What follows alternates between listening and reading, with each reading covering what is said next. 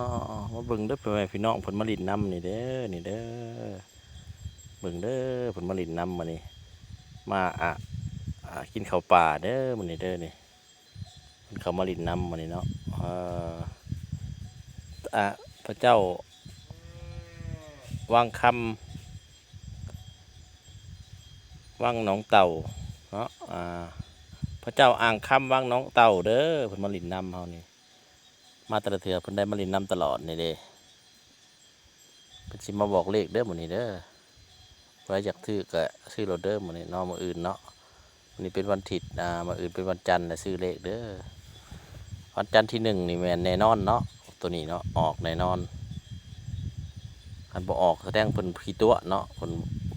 ไผเห็นเลขบ่ได้เห็นเลขก็เบิ่งเอาเด้อนี่เห็นเลขอยู่บ่นี่เนาะนี่เบิ่งซูมเข้าไปใกล้เลยนี่โอ้ขาวจ้องเลยนี่